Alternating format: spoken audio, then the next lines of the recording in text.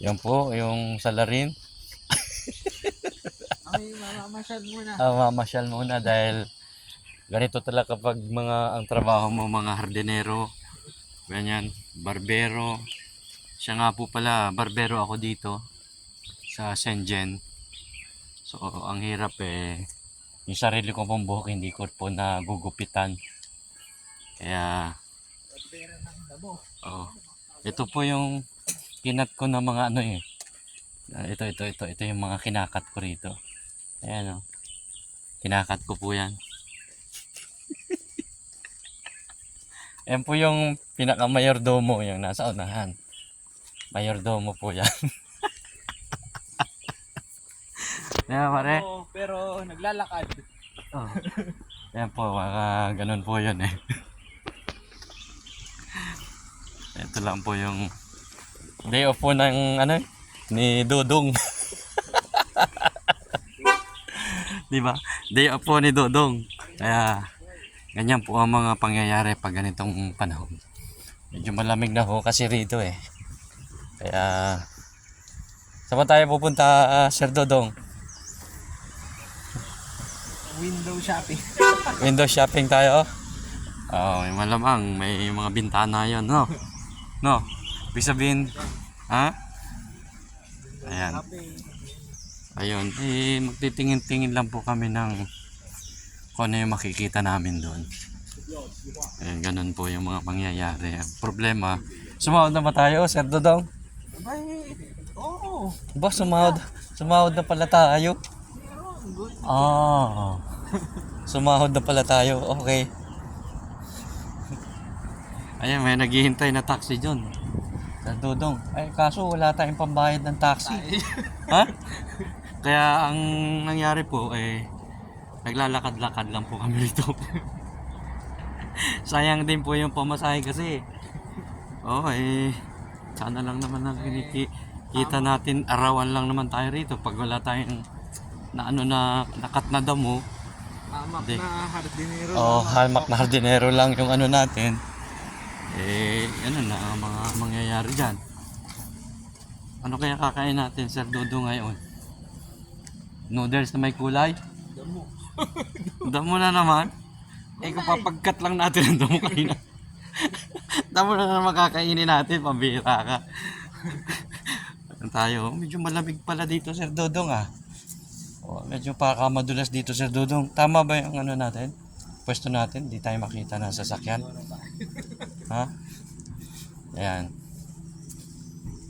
Titingin kami mamaya ng maghanap tayo ng ibang trabaho. Siguro hindi naman hardinero, no? At saka barbero. Lahat na lang ginugupit natin Ginugupit natin yung damo. Kailangan magtinda. Ha? As ginugupit natin yung damo. Tinda natin. Ginugupit pa natin yung buhok. Ganun talaga mga hardinero, di ba? Ayun, titingin pa si Pogi. Kala naman ni Pogi, may pambayad kami sa taxi. Gupitan nga namin. Di ba? Pahintay-hintay pa. Hindi kami sasakay. Maglakad-lakad lang po kami rito. Wala pa akong kinalaman dyan kay Pogi. No taxi. Walang pera. Wait. Hiligaw si Pogi, papunta yata tayo ng Quiapo, hindi naman lang nagtanong man lang sa amin kabisado namin itong recto Tatanong siguro yan ng kung saan makakamura ng palagay mo? Nasigaw kanina. Sabi, mawa. Sorry po, Antipolo. Antipolo po biyahe namin. Ayan po, ganun nga po mga pangyayari dito.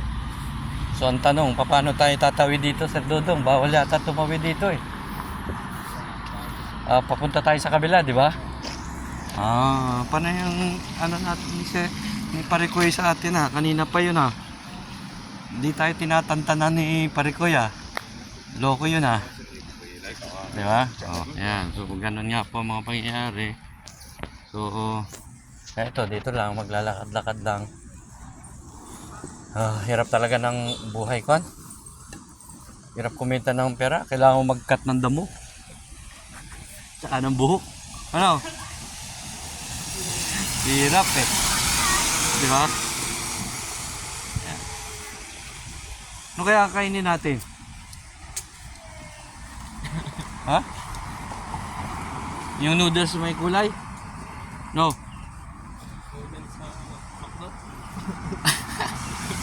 May McDonald's ba rito sa Antipolo?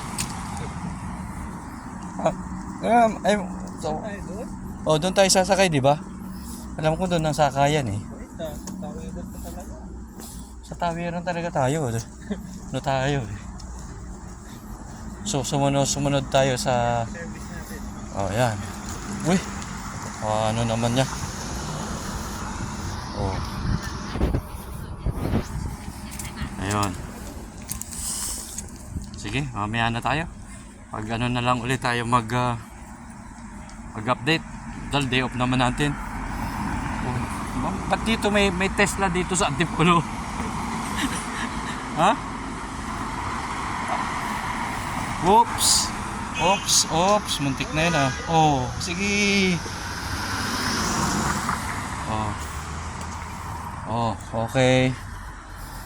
Saan tayo pupunta? Dito, umpisa tayo dito sa ano to? Marikina.